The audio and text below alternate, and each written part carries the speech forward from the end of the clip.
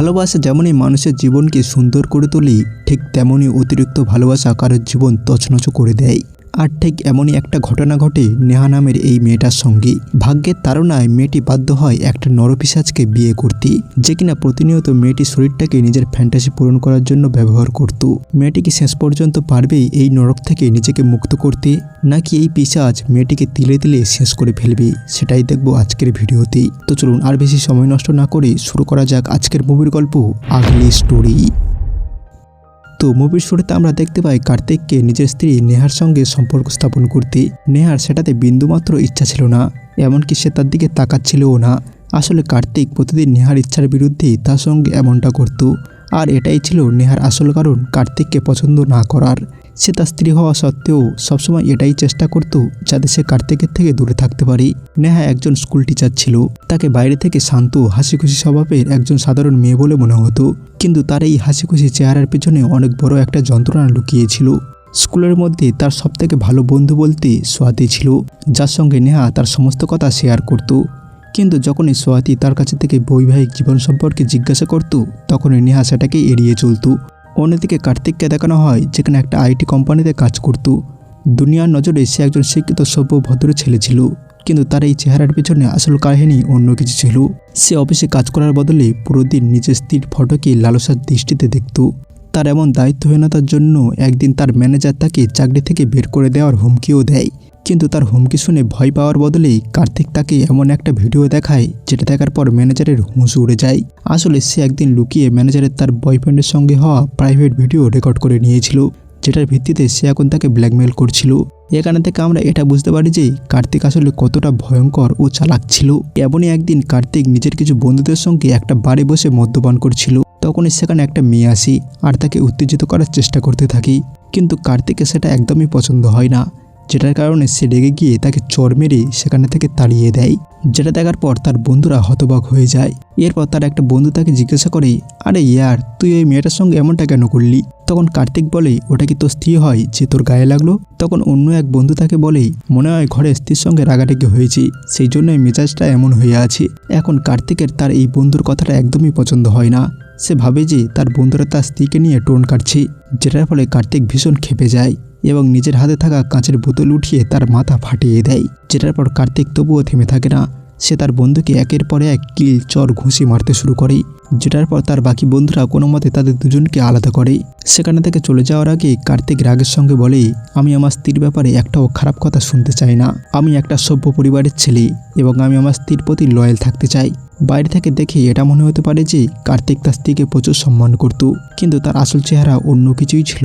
যাই হোক, এরপর সেখানে থেকে ঝগড়া মারামারি করার পর কার্তিক নিজের ঘরে ফিরে আসি। তার মাথায় চোট লেগেছিল, সেই জন্য সে প্রতিনিয়ত দরজায় বেল বাজাতে থাকে। কিন্তু ঘরের মধ্যে নেহা তার মাটির মূর্তি বানাতে এতটাই ব্যস্ত ছিল যে সে ইচ্ছা করেই দরজা খোলে না। অবশেষে ঘরের কাজের মহিলা এসে দরজা খুলে দেয়। কার্তিক ঘরের মধ্যে এসে সোফায় বসে পড়ে আর রেগে গিয়ে জোরে জোরে বরফ আনতে বলে, কিন্তু নেহা তার সমস্ত কথা পুরোপুরি এড়িয়ে যেতে লাগে। তার এমন আচরণ কার্তিকের মাথা আরো গরম করে তোলে। ঠিক তখনই ঘরের কাজের মহিলা ভয় পেতে পেতে তাকে আইস প্যাক এনে দেয়, কিন্তু কার্তিক তাকে বকা দিয়ে এখানে আসতে মানা করে দেয়। এরপর কার্তিক নেহাকে অ্যাস্টি আনতে বলে, কিন্তু তবুও নেহা তার কথার কোনো উত্তর দেয় না। এরপর কার্তিক একটা বুদ্ধি খাটায় এবং তাকে বলে, যদি তুমি আমার জন্য অ্যাস্ট্রে নিয়ে আসো তাহলে আমি তোমাকে আজকে রাতের জন্য তোমার রুমে একা থাকতে দেবো। এটা শোনার পর নেহা তখনই আর সময় নষ্ট না করে তাড়াতাড়ি অ্যাস্ট্রে খুঁজতে শুরু করে। তার এমন প্রতিক্রিয়া দেখে এটা পরিষ্কার বোঝা যায় যে সে কার্তিকের থেকে এক মুহূর্ত দূরে থাকার জন্য কতটা পাগল ছিল, কারণ কার্তিক রোজ রাতে তার সঙ্গে জোর জবরদস্তি করত, একদিনও তাকে নিস্তার দিত না। এটা থেকেই বাঁচার জন্য সে এমনটা করছিল, কিন্তু কার্তিকের আসল মতলব অন্য কিছু ছিল। এরপর যখন নেহা সেই অ্যাস্ট্রে খুঁজে পায়, তখনই কার্তিক পিছনে থেকে এসে তার হাত ধরে ফেলে আর তার সঙ্গে ক্লোজ হওয়ার চেষ্টা করে। কিন্তু তখন কার্তিক নেহার হাতে একটা ট্যাটু দেখতে পায়, যেখানে নেহা আর গৌতমের নাম লেখা ছিল। যেটা দেখার পর কার্তিক রেগে গিয়ে সিগারেট দিয়ে নেহার হাত পুড়িয়ে দেয়। নেহা যন্ত্রণায় চিৎকার করে ওঠে, কিন্তু কার্তিকের তার উপর একটুও মায়া হয় না। সে তাকে ধাক্কা দিয়ে ফেলে দেয় আর তারপর সেখানে থেকে চলে যায়। এরপর নেহা সেই ট্যাটুর দিকে তাকিয়ে নিজের অতীতের কথা মনে করতে থাকি। তার সেই ছোটবেলার কথাগুলো মনে পড়তে থাকি, যখন তার জীবনে ভয় নয় বরং এক ধরনের শান্তি ও হাসি খুশিতে ভরা ছিল। তখন তার জীবনে একটাই প্রিয় মানুষ ছিল, যার নাম হলো গৌতম। নেহা আর গৌতম ছোটবেলা থেকেই একে অপরের সবথেকে ভালো বন্ধু ছিল। দুজনে একসাথে স্কুলে যেত, খেলা করত আর বেশিরভাগ সময় একসাথেই থাকতো। তাদের দুজনের বন্ধুত্ব এতটা গভীর ছিল যে গ্রামের সকল লোক তাদেরকে সবসময় একসাথেই দেখতে পেত। কিন্তু নেহার জীবনে আসল দুঃখ তখনই ঘনিয়ে আসে যখন তার দিদা মারা যায়। তার দিদাই ছিল যে কিনা তাকে ছোটবেলা থেকে মানুষ করেছিল। তার চলে যাওয়ার পর নেহা পুরোপুরি একলা হয়ে যায়। এমন অবস্থায় তার মামা তাকে নিয়ে শহরে চলে আসে। ছাড়াছাড়ি হওয়ার পর নেহা আর গৌতম খুব কষ্ট পায়। যাওয়ার সময় গৌতম তাকে কথা দেয় যে একদিন সে তাকে অবশ্যই খুঁজে বের করবে। শহরে আসার পর নেহার সাক্ষাৎ হয় তার মামাতো ভাই কার্তিকের সঙ্গে। কার্তিকের মানসিক স্থিতি ভালো ছিল না। ছোটবেলায় তার মা মারা যায় আর তার বাবা নিজের কাজে সবসময় ব্যস্ত থাকতো। একলা থাকতে থাকতে তার মানসিক অবস্থা খারাপ হয়ে পড়ে। একদিন তার বাবা তাকে নিয়ে শপিং মলে যায় খেলনা কিনতে, কিন্তু সেখানে গিয়ে সে একটা মেয়ের পুতুল কিনে দেওয়ার জন্য বায়না ধরে। এরপর থেকে সে ঘন্টার পর ঘন্টা সেই পুতুলের সঙ্গে খেলা করতে থাকে। বন্ধ ঘরের মধ্যে একা একা সেই পুতুলের সঙ্গে কথা বলতে লাগে। ডক্টর জানায় যে কার্তিক একা থাকতে থাকতে সে মানসিক রোগের শিকার হয়ে পড়েছে, যেটা কিনা তার বাবা কখনো খেয়ালই করেনি। কিন্তু তারপর যখন নেহা তাদের ঘরে আসি তখন থেকে হঠাৎ কার্তিক সেই পুতুলের সঙ্গে খেলা বন্ধ করে দেয়। তার বাবা ভাবে যে কার্তিক ধীরে ধীরে সুস্থ হয়ে উঠছে, কিন্তু আসলে বাস্তব ঘটনা তো এর থেকেও বেশি ভয়ঙ্কর ছিল। আসলে কার্তিকের নেশা এখন সেই পুতুলের থেকে সরে গিয়ে নেহার দিকে চলে গিয়েছিল। সে তাকে একজন মানুষ নয় বরং নিজের একটা পুতুল হিসেবে ভাবতে শুরু করেছিল। এইভাবে সময় পার হয়ে যায় এবং তারা দুজন বড় হয়ে যায়। অন্যদিকে গৌতমও নিজের পড়াশোনা কমপ্লিট করে ফেলেছিল এবং বহু বছর পর হঠাৎ একদিন গৌতম নেহার কলেজে চলে আসে। এত বছর পর গৌতমকে সামনে থেকে নেহার খুশির সীমানা থাকে না। ছোটবেলার বন্ধুত্ব এখন ভালোবাসায় পরিণত হয়ে যায়। দুজনে একে অপরের আরও কাছাকাছি চলে আসে এবং ভবিষ্যতের স্বপ্ন দেখতে থাকে। তাদের এই ভালোবাসার সাক্ষী হিসেবে নেহা নিজের হাতে তার এবং গৌতমের ট্যাটু করে ফেলে। কিন্তু তারা এটা জানতো না যে কেউ তাদেরকে 24 ঘন্টা নজর রাখছিল। একদিন রাতে যখন নেহা ঘরে একা শুয়েছিল তখনই তার ফোনে একটা ভিডিও আসে। ভিডিওটি দেখার সাথে সাথেই তার পায়ের নিচে থেকে মাটি সরে যায়। সেখানে তার এবং গৌতমের একসাথে ক্লোজ হওয়ার ভিডিও ছিল। সেই ভিডিও আর কেউ নয়, কার্তিক লুকিয়ে লুকিয়ে রেকর্ড করেছিল। এরপর পিছনে থেকে হঠাৎ কার্তিক তার সামনে চলে আসে, যেটা দেখার পর নেহা পুরোপুরি ঘাবড়ে যায়। কার্তিক তাকে বলে সে গৌতমকে খুব খারাপভাবে মারধর করেছে, যেটার ফলে সে এখন হসপিটালে ভর্তি আছে। কার্তিক তাকে হুমকি দেয় সে যদি আর কোনোদিনও গৌতমের সঙ্গে দেখা করতে যায় তাহলে সে গৌতমকে প্রাণে মেরে ফেলবে। যেটার পর সে নেহার রুমের বাইরে সারা রাত ছুরি হাতে বসে থাকে এবং প্রতিনিয়ত গৌতমের নাম ধরে ডাকতে থাকে যাতে সে সেখানে থেকে পালিয়ে না যায়। নেহার মনে হতে থাকে সে এখন কোনো ঘরে নয় বরং একটা খাঁচার মধ্যে বন্দী হয়ে পড়েছে। এরপর একদিন সুযোগ বুঝে সে তার মামাকে গিয়ে সমস্ত কথা জানায় সাহায্য পাওয়ার আশায়, কিন্তু তার মুখ থেকে যে জবাব আসে সেটা তার জীবন পুরোপুরি বদলে ফেলে।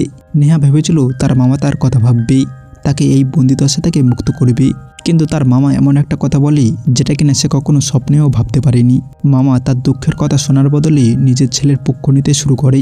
সে নেহাকে বলে সে তার দিদাকে কথা দিয়েছিল যে সে তার খেয়াল রাখবে, কিন্তু তার আগে সে কার্তিকের মাকে কথা দিয়েছিল যে সে সারা জীবন কার্তিকের ইচ্ছা পূরণ করবে। আর কার্তিক তার কাছে নেহাকে বিয়ে করার আবদার করেছে। সে আরও বলে যে নেহা যদি কার্তিককে না বিয়ে করে তাহলে কার্তিক নিজেকে শেষ করে ফেলতে পারে। এটা শোনার পর নেহা পুরোপুরি ভেঙে পড়ে। সে বুঝতে পারে এই দুনিয়ায় এখন তার দুঃখ বোঝার মতো কেউ ছিল না। হতাশায় ভেঙে পড়া নেহা ছুরি দিয়ে নিজের হাত কেটে এই জীবন থেকে মুক্ত হতে চায়, কিন্তু তখনই তাকে হসপিটালে নিয়ে যাওয়া হয়। কার্তিক সেখানে গিয়ে হসপিটালের ডক্টর আর নার্সদের হুমকি দেয় যদি নেহার কিছু হয় তাহলে সে কাউকেই ছাড়বে না। তার হসপিটাল থেকে চলে যাওয়ার পর নেহা আবারও একটা চেষ্টা করে নিজেকে মুক্ত করার। সে সেখানে থেকে পালিয়ে গৌতমের ঘরে চলে যায়। সে ভাবে যে একমাত্র গৌতমই তাকে এই নরক থেকে মুক্ত করতে পারবে, কিন্তু ভাগ্য আবারও তার সঙ্গ দেয় না। সেখানে গিয়ে সে জানতে পারে গৌতম হঠাৎ নিজের পরিবারের সঙ্গে মুম্বাই চলে গিয়েছে। এটা শোনার পর সে পুরোপুরিভাবে হতাশায় ভেঙে পড়ে এবং রাস্তার ধারে একটা জায়গায় বসে কাঁদতে থাকে। ঠিক তখনই সেখানে কার্তিক এসে পৌঁছায় এবং তাকে নিজের সঙ্গে ঘরে ফিরিয়ে আনে। ঘরে এসে সে নিজের বাবাকেই মারধর করতে শুরু করে। এটা দেখার পর নেহা বুঝতে পারে যে সে যদি কার্তিকের কথা না মানে তাহলে সে শুধু তাকেই নয় বরং তার আশেপাশের সবাইয়ের ক্ষতি করতে পারে। এরপর শেষমেশ নেহা মামাকে বাঁচাতে কার্তিকের সমস্ত কথা মানতে রাজি হয়ে যায়। এইভাবে এমন এক সম্পর্ক গড়ে ওঠে যেখানে না ছিল কোনো ভালোবাসা, না ছিল কোনো খুশি, শুধু ভয় আর যন্ত্রণা ছিল। এইভাবে সময় পার হতে থাকে। আর তারপর কাহিনী বর্তমানে ফিরে আসি। একদিন সকালে তাদের ঘরের কাজের মহিলা টিফিন বানাতে একটু দেরি করে ফেলে। এই সামান্য কারণে কার্তিক নিজের মানসিক ভারসাম্য হারিয়ে ফেলে আর তাকে মারধর করতে শুরু করে। এরপর সে নিজেই রান্নাঘরে গিয়ে ডোসা বানাতে শুরু করে। সে ভালোভাবেই জানতো যে নেহা ডোসা খেতে ভালোবাসে না, কিন্তু তবুও সে ইচ্ছাকৃতভাবে তার জন্য ডোসা বানায় আর তাকে সেটা খেতে জোর করে। সে তাকে হুমকি দেয় যে যদি না সে এটা খায় তাহলে সে তাকে চিরকালের জন্য স্কুলে যাওয়া বন্ধ করে দেবে। যেটার পর নেহা ভয়ে ভীত হয়ে কাঁদতে কাঁদতে চোখের জলের সাথে সেই খাবার খেয়ে নেয়। কিন্তু এটা তো সবে শুরু। এরপর যখন নেহা স্কুলে যাওয়ার জন্য ঘর থেকে বের হয় তখন কার্তিক গাড়ি নিয়ে তার কাছে গিয়ে পৌঁছায়। এরপর সে নেহাকে গাড়িতে করে স্কুলে ছেড়ে দিয়ে আসে, কিন্তু স্কুলে গিয়েও তার পাগলামি শেষ হয় না। সে গাড়িটাকে পার্কিংয়ে দাঁড় করায় আর তারপর গাড়ির মধ্যেই শুরু হয়ে যায়। নেহা ভিতরে ভিতরে পুরোপুরিভাবে ভেঙে গিয়েছিল, কিন্তু তার কাছে করার কিছুই ছিল না। সবকিছু হয়ে যাওয়ার পর নেহা কোনো রকমে স্কুলের মধ্যে গিয়ে পৌঁছায়। স্কুলে গিয়ে সে সর্বপ্রথমে ওয়াশরুমের মধ্যে চলে যায় আর সেখানে বসে বসে কাঁদতে থাকে। ঠিক তখনই সেখানে সোয়াতি চলে আসে আর তাকে এইসবের কারণ জিজ্ঞাসা করে। অনেক করে জিজ্ঞাসা করার পর অবশেষে নেহা তাকে সমস্ত ঘটনা জানায়। সোয়াতি এইসব শোনার পর পুরোপুরি চমকে যায়। এরপর সোয়াতি ঠিক করে যে সে এখন তার বন্ধুকে এই নরকে আর একা ছাড়বে না। কিন্তু সন্ধ্যা হতেই নেহাকে আবারও সেই ঘরে ফিরে আসতে হয়, যেখানে তার প্রতিটা দিন জেলের মধ্যে থাকা কয়েদিদের মতো কাটাতে হচ্ছিল। এরপর কার্তিক যখন ঘরে ফিরে আসে তখন সে নিজের হাতে করে নেহার পছন্দের মিষ্টি নিয়ে আসে। সে ভাবে যে এই সামান্য কিছু মিষ্টি দিয়ে সে নিজের সমস্ত কুকর্মের ওপর পর্দা দিতে পারবে, কিন্তু নেহা সেই মিষ্টি খেতে পরিষ্কারভাবে মানা করে দেয়। এটা শোনার পর কার্তিক আবারও পাগলামি শুরু করে দেয়। সে চিৎকার করে বলতে থাকে সে তাকে কতটা ভালোবাসে আর সে তার জন্য সবকিছু করতে পারে।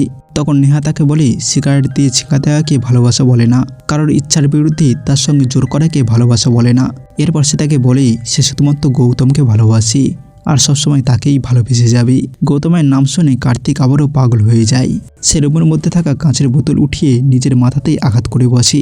এই দৃশ্য দেখার পর নেহা প্রচুর ভয় পেয়ে যায় আর সে সেখানেই বেহুশ হয়ে পড়ে। নেহার বেহুশ হওয়ার সাথে সাথেই কার্তিকের ব্যবহার পাল্টে যায়। সে তখনই একটা ডক্টর ডেকে আনে। ডক্টর জানায় যে অতিরিক্ত ভয় পাওয়ার কারণে সে বেহুশ হয়ে পড়েছে।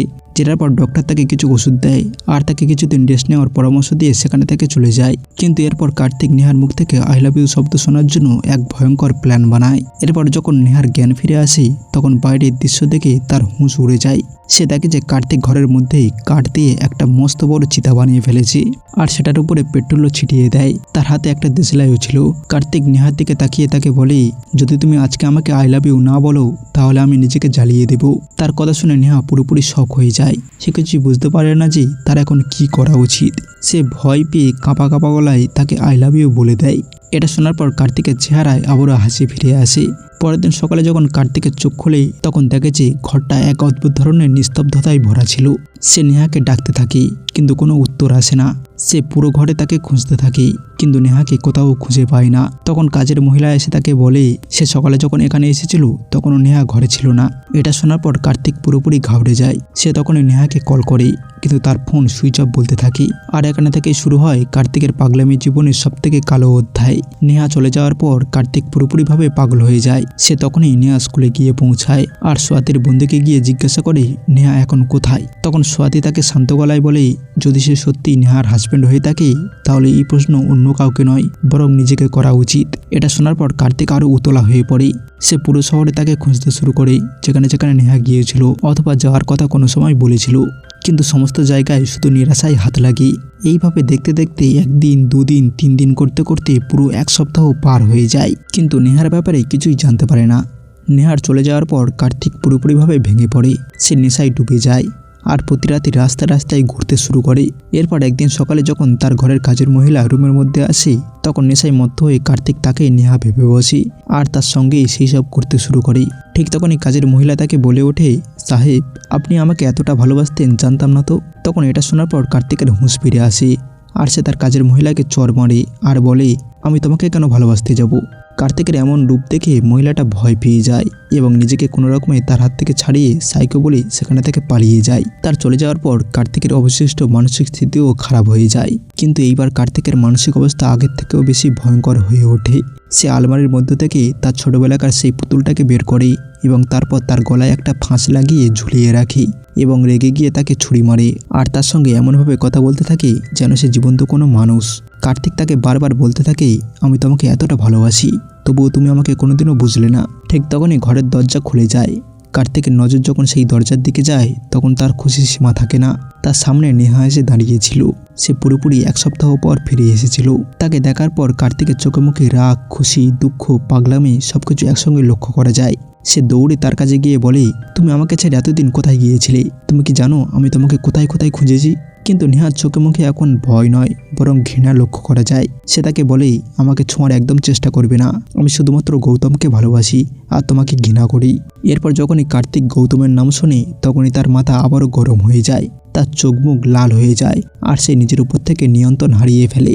সে এখন ঠিক ভুল বোঝার ক্ষমতা হারিয়ে ফেলে। তার মাথায় শুধু এটাই ঘোরাঘুরি করতে থাকে যে নেহা এখনো পর্যন্ত গৌতমকে ভালোবাসি, তাকে না।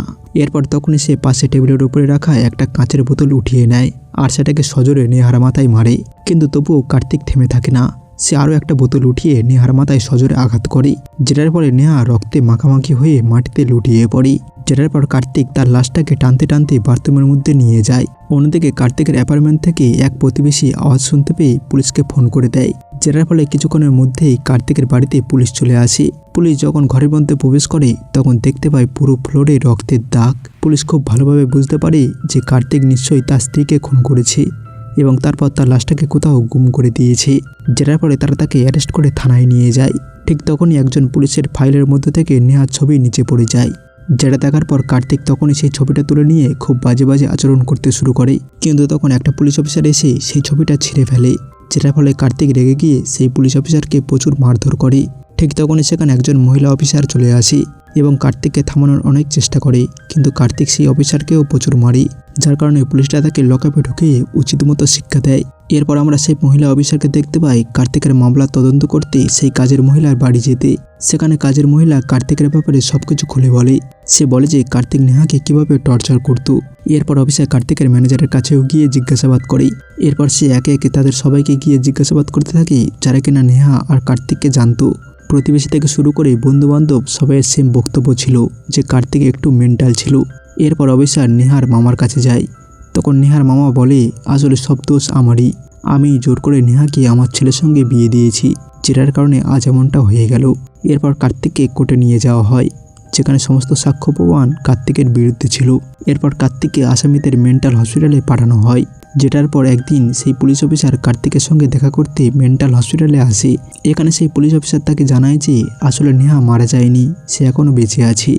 এই কথা শুনে কার্তিক প্রচুর অবাক হয়ে যায়।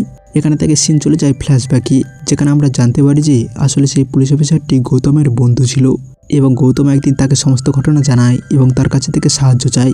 এরপর আমরা সবাই মিলে একটা প্ল্যান বানাই এবং আমাদের প্ল্যান মতোই নেহা 1 সপ্তাহের জন্য উধাও হয়ে যায়। আর তারপর ফিরে এসে যেন সে তোমাকে উস্কে দেয় যাতে তোমার আসল রূপ সকলের সামনে বেরিয়ে আসে, এবং তারপর ঠিক তেমনটাই হয়। এরপর আমরা নেহাকে জজ ম্যাডামের সঙ্গে দেখা করাই, যেখানে নেহা জজ ম্যাডামকে সমস্ত ঘটনা খুলে বলে, যেটা শোনার পর জজ ম্যাডামও নেহাকে বাঁচাতে চাইছিল তোমার হাত থেকে। এরপর সে কার্তিককে একটা ভিডিও দেখায়, যেখানে দেখা যায় গৌতম আর নেহা বিয়ে করে নিয়েছে এবং তারা দুজন এখন খুবই খুশি ছিল। আর ঠিক তখনই কার্তিক তার পাশে একটা পুতুল পড়ে থাকতে দেখতে পায়, যেটার পর কার্তিক সেই পুতুলটাকে তুলে নিয়ে অদ্ভুতভাবে হাসতে থাকে। আর তারপর তার সঙ্গে এমনভাবে কথা বলতে থাকে যেন সে জীবন্ত কোনো মানুষ। তার মধ্যে এখন বাস্তব জীবন বলতে আর কিছুই জীবিত নেই, আছে তো শুধুমাত্র ভ্রম আর কল্পনার জগৎ। সে এখন পুরোপুরিভাবে কল্পনার জগতে হারিয়ে গিয়েছিল এবং এটার সাথেই মুভির গল্পটা এখানেই সমাপ্ত হয়ে যায়। তো বন্ধুরা, কেমন লাগলো আজকের মুভির গল্প অবশ্যই কমেন্ট করে জানাবেন। দেখা হবে পরের ভিডিওতে। Till then, bye by.